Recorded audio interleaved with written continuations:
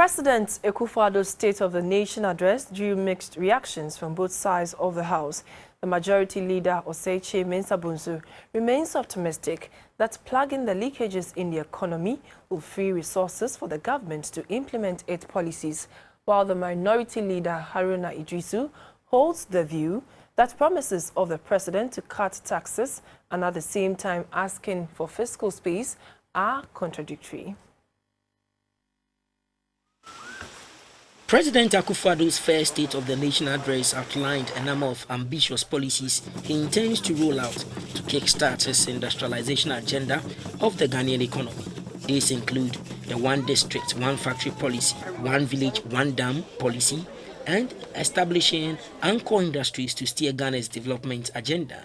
These, coupled with the free SHS policy, is expected to put Ghana on the course of economic growth. But according to President Akufo-Addo, the debt levels, fiscal deficit, drop in GDP growth, and drop in revenue targets does not create the necessary fiscal space for the government to roll out his policies successfully. In fact, virtually all the targets under the IMF program as of December 2016 have been missed. Fiscal indiscipline once again reared its head in the 2016 election year. Total projected expenditure for 2016 was 443.9 billion cedis, that is 26% of GDP. But actual expenditure amounted to 50.3 billion Ghana cedis. The combination of higher expenditures and lower revenues than projected resulted in a significant increase in the budget deficit for 2016. As compared to a target of 5.3% under the IMF program, the fiscal deficit for 2016 was 9% of GDP on a cash basis and 10.2% of GDP on a commitment basis. That is, on the basis of expenditures undertaken but not yet paid for. It should be recalled that at the time Ghana entered into the IMF program to restore fiscal discipline, the fiscal deficit was 10.2% of GDP.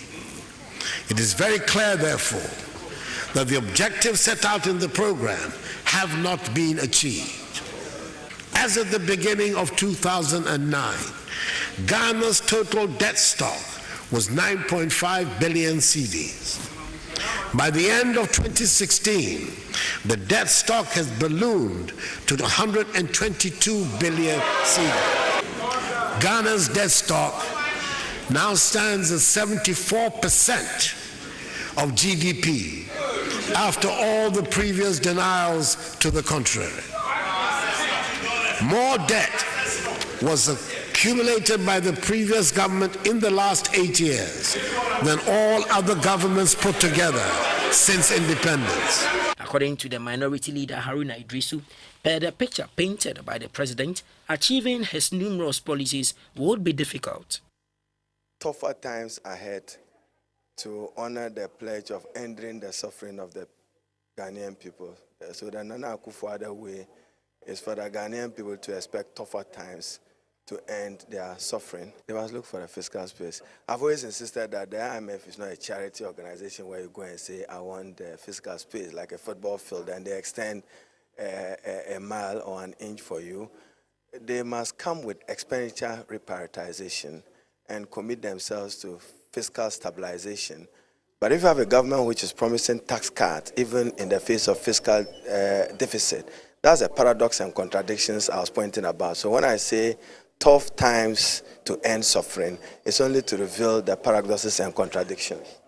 But the Majority Leader and Minister for Parliamentary Affairs, Osei Mensah Bonsu, is of the view that, though ambitious, with the right commitment, these policies can easily be achieved. We need to know the truth, which truth has been told us. Now, how do we climb out of the hole? What the President is saying is a very ambitious program.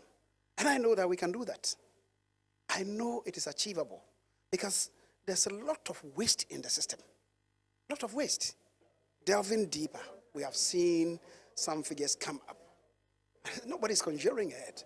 The IMF, who were here just 2 weeks ago, admit that there is a huge challenge in respect of the 7 billion outstanding arrears and other commitments.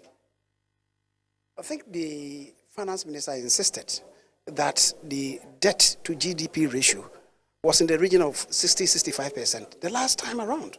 Today, the truth is coming back to us. That is about 74%. It's Herculean. I would need to know. I'm glad the president tells us that I'm not just lamenting. The targets we have set for ourselves are achievable. I intend to take this country there. Let us come together, bond and band together, and then on this platform, which is not very strong anyway, let us reconstruct, hold together and build the nation as. Despite the differences in opinion, both leaders in the legislature were of the view that if these policies were given the needed impetus, Ghana's drive towards accelerated development would be achieved.